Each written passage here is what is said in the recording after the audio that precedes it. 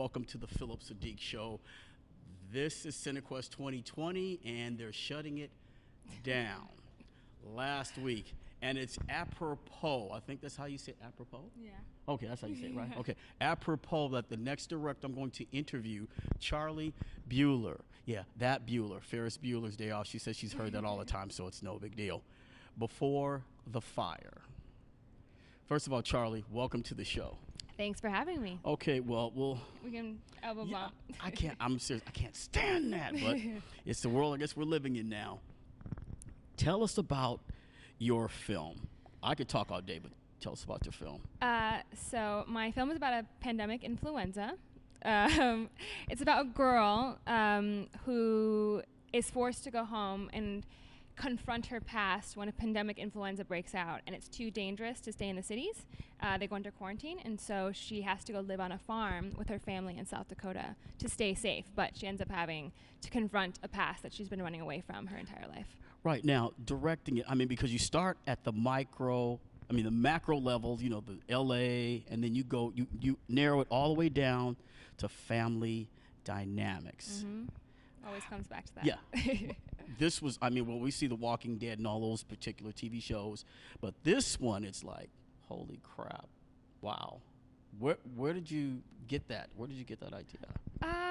Well, I was really thinking about, I wanted to do a film about someone having to face their trauma. And we were thinking about what might force someone who has no interest in ever returning home, what might force them to have to stay in a contained space with people they don't want to be with. And we were bouncing around ideas, and when we first started talking about this movie, I think the Ebola epidemic was going on, which was several years ago now. Mm-hmm. And so I think that's kind of how it first got its start, and it sort of, once we had the seed of the idea, it grew from there. But I'm from South Dakota, and... Yeah, tell us about your background. Okay, I'm sorry. Jenna... Ling Adams. She was the writer plus one of the actors. Ave Boone, the main actress. She couldn't be here. She had to fly to L.A. She abandoned us. So she was trying to get on flights. Flights are getting canceled, so... It's crazy times right now. You know what? I'm so happy to have her because who knows what's going to happen in the future, and we'll say, we got Charlie Bueller, so continue. And so I'm from South Dakota. Mm-hmm. I had worked with Jenna before on a short film, and she's an amazing writer, and I actually didn't know that when I first cast her in just as the lead actress of my short film. And she approached me later on and she said, I really loved working with you. I have this feature script. I want a woman to direct it. Would you read it? And so I didn't have any idea what to expect. I'm like, okay, sure, let me read it. And it was really cool. It was sort of, I love sci-fi action movies and had all of those elements. But when I read it, I was like, this movie would cost us millions of dollars to make. It was just, there's just no way of getting around it. And so I said, okay, well, I love this movie. I love the idea. And we can develop it and wait for someone to maybe someday give us millions of dollars. Haven't done nothing. We could wait for that, or we can make something in the meantime using resources that we know that we have access to for free, make something a little bit more contained, and then use that project as a springboard to do other things. But we won't have to wait around for people to give us permission to make this movie. And she was like, cool, yeah, I'm down. And so we sat around and we thought about all the elements that we knew that we had. And so, my grandparents have a farm in South Dakota. My dad is a hobby pilot, and a lot of his friends are hobby pilots, and so I knew that we could get access to the small airport and maybe some airplanes. My mom tutored a National Guard member, and so I knew that we had sort of an in with the National Guard. She tutored him when he was in high school, but they had become friends. Yes. And so I was like, do you think you could call the National Guard and see if they could bring some tanks or some Humvees or something to our shoot? And they said yes, they would. And so we basically took all of these elements and reverse engineered a script around those things. And so it feels really big. It looks big. Yeah. The shots are huge. When you're looking at South Dakota, you're like... it's such a beautiful place too. And so, but we were like, if we can't pull it off, it's cut. We're only doing things that we know we can do. Mm-hmm. And so I think that was the, leaning into what we had as opposed to being paralyzed by what we didn't have, I think was the most freeing thing. So it was like, okay, cool, this is what we have, so let's My grandpa had to destroy a house, and so, and in South Dakota, the way that they destroy houses is that they burn them down. And so I was like, cool, we're burning down a house in the movie. And so it was just like, that's kind of how everything came together, was just what were people saying yes to, and then we would add it. Now, Charlie, if you could take us back to that moment when everything came together, what were you doing, and what was the feeling you had? When we first started shooting? Everything, right. When you first start shooting, everybody's on the dotted line. I mean, it was it's scary, when you've been pushing for something to happen, and then all of a sudden you're like, oh, okay, cool, now we actually have to do it. It's intimidating, but I think at the same time, because there was so much to do, there was really nothing else to think about but like what step came next. So it's like, okay, we need to make the call sheets. Okay, we need to get everyone on set at the right time, and I feel like because there's just so much, hustle and bustle and work that needs to be done, you don't even have time to really think about, what you're actually doing. It's like you eat an elephant by one bite at a time. Yes. And I kind of, that's how this movie felt. But when we finally locked it, it was such a long road to get it finished. That was the weirdest. It's so surreal to not have to think about it anymore. Because this is all I've been thinking about for years and years. And to have it finally be done, you're like, oh, okay, cool. Like, I'm happy, but now what do I do? Next thing, I guess. You guys, before the fire, director Charlie Bueller, she's here. We're hanging out. She's telling us about the film. Now, your directing style, what would you consider your particular directing style? I like everything to feel very natural, and so I like handheld cameras. I love natural, practical lighting. Okay, I'm sorry. We're going to circle back to handheld because I was amazed, but go ahead. Natural, practical lighting. I just want to capture the feeling of the place, and to me, performances are always key. And so, we have a lot of really big set pieces and really big, grand shots, but it always came back to the performance and the actors. And so, the camera really just followed what they were doing. And obviously we had a plan for how the shots were going to work, but we would block the scene, and things could change on the day if what the actors were naturally doing, informed that. Yes. And so I always wanted things to feel real and not like a movie, Yes. Jenna, she had to go to some dark places in this film. How did you direct her into those places, and how did you walk her back out? Because there's one production still, I think. Yeah. You're hugging her. What happened? Why did that scene come about? Well, Jenna and I are very good friends, and so I think it always came back to this close relationship that we had with each other, and so I think there was a lot of trust there. The picture that you're talking about was actually, I was hugging her. We were also just keeping each other warm because we shot in February in South Dakota, and so it was, that day it was -5 degrees.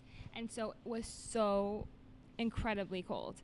And the outfit that she had on was, very flimsy. Yes. Because she's on the run and she doesn't have time to like fully prepare for, the elements. And it was so, we didn't have any infrastructure. We didn't have trailers. We didn't have, a huge crew who could take the actors back someplace else. It was like we were out in the middle of nowhere legitimately, and we were all just kind of like trying to survive ourselves. And so in that particular moment, it was between takes, and I was just like trying to help keep her warm. Oh, I had a whole story behind that photo. I'm saying she broke down totally because of some of the scenes I saw in the film, and she needed a reassuring hug. But I will say that we did really lean on each other, because we built this movie from the ground up together. We raised money together. We worked on the script together. We had a very tiny crew. And so we between me, Jenna, our DP Drew, we lived together in the same house, and we all really did rely on each other for emotional support, because it wouldn't have happened without, I think, that bond that we had. Right. Who fed all of you? Our moms. we International Women's Day too? Yeah. Jenna's mom was craft services, and she's an amazing cook, and she figured out a way to feed 20 people every single night, which was incredible. And she has no, background in craft services. She just has a background in being a mom, which to me, that's the trickiest time management job that there is. And so she was obviously super well equipped to make sure that we were all fed and fed so well. Right. It was amazing. Now, you said the film is one handheld camera? Yeah. Only we shot with one camera the whole time. Right. Unbelievable. I mean, some of the shots were so still. I'm thinking, okay, they're using the tripod here. Yeah. I mean, every once in a while we put it on sticks. Okay. But for yet we didn't have, like, you know, all the driving shots that you see where we have the camera following characters, following cars. That's not done with, like, a Russian arm. It's done with our DP standing in the back of a pickup truck, balancing the camera on the hood of, on the top of the truck, following another pickup truck. So it was very much, you know, bootstrapping those shots. Guerrilla filmmaking. Yeah, We used to guerrilla call filmmaking it back in the day. That's what we used to call it purest. back in the day. Yeah. This over here. There's one shot where Ava, she's in a basement and she's making some decisions. How did you direct that particular scene? Because the tension was slowly building up, and then I think it's always making sure that, especially the winter shoot is so internal, there's not very much dialogue. And so you're constantly watching Ava's gears working without, you know, her explaining what she's about to do. And so I think it was constantly making sure that we were walking through each beat so the audience could see those shifts. And we also always tried to make sure there's some sort of physicality with it as well. And so, you know, when she would make a decision, she would, you know, look a different way or shift physically, you know, because it can't, when you think, even though it's happening in your head, there's also always physical changes. Yes. And so we tried to make those transitions obvious in the way that we would block the scenes, or we would have her just, you know, shifting in her seat or whatever, so you could see it. Right. Now, the family dynamics, those are very, very intricate. I mean, we're looking, I'm watching, we're looking, whoa, you know, and it seemed like she had to grow. She came from, I don't know, abusive maybe family. I'm not going to say too much more about that, but am I on the right track here? Yeah. Okay. Well, I think trauma is so complicated, and families are so complicated, and abuse looks differently, you know, case by case. Yes. And so just because someone's not physically abusive doesn't mean abuse doesn't exist. And sometimes, and that's something that we wanted to explore. And also it can be complicated because if you love someone, the way that you react, like their relationship has very much a push and a pull. Like she doesn't want to be with him, but he does love her, and the way that he loves her is you know, damaging. And so that was something that we really wanted to look at is, you know, how can we show this super complicated father-daughter relationship on screen while also not being like stereotypical. Right. It was very complicated. Yeah, it was very to say the least. yeah, As you said, it was a push-pull. Yeah. Definitely a push-pull. Who did the shotgun? Who did the art on the shotgun, the butt of the shotgun? I transfixed. I was like, It's holy beautiful. mackerel.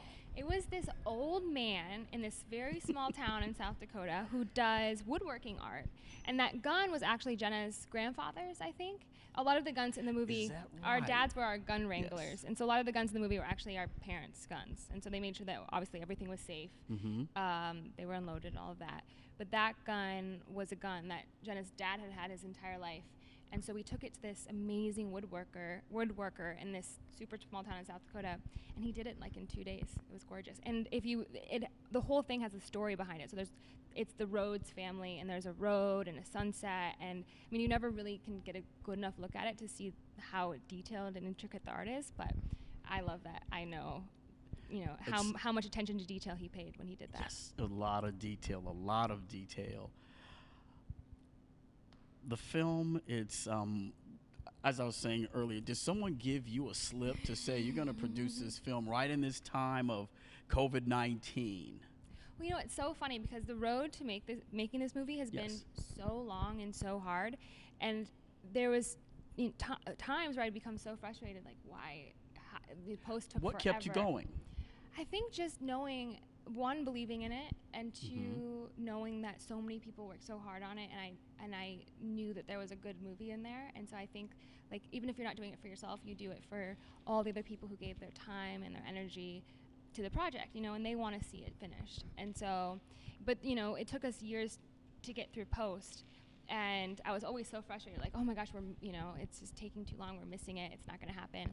And then to release it now, it's a movie about a virus, during a virus, it feels so serendipitous and almost like the universe had a plan. Yes. Where it's like, no, you have to For wait. sure. You have to wait until the perfect moment. And obviously, we couldn't have known that. I mean, we got into CineQuest and we knew about this way before, Right. you know, the virus came out. And so to have our world premiere happen right before the festival got canceled because of a virus that was shutting down airports. The last week got canceled. Is absolutely like Yeah. insane.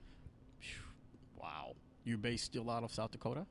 I'm based in LA. LA now. Yeah. Okay. But I travel back all the Okay, time. so what's next for you? I'm working on my next feature. So it's actually going to take place in South Dakota again. And so I kind of like that place. I know it. And so to me, South Dakota is a place that people don't know much about, and a lot of people have never been to. And you know, I'm a person of color. I grew up in South Dakota, and I think people have this specific idea of what South Dakota is like, and there's a million different versions of South Dakota. And so I love, because it's a place that's so near and dear to my heart, but also a very complicated place.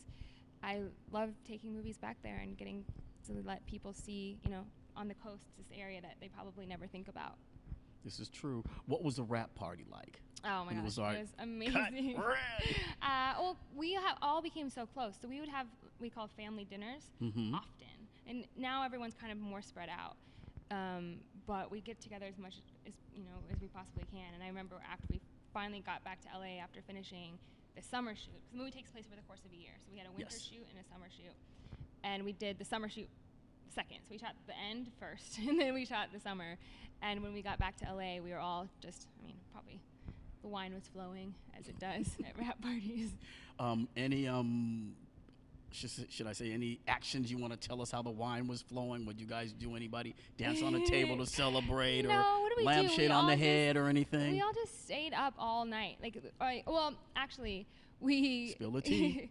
we all the night that we finished everything in South Dakota, we all, me, Jenna, the DP, and one of our lead actors all stayed in this cabin on the lake.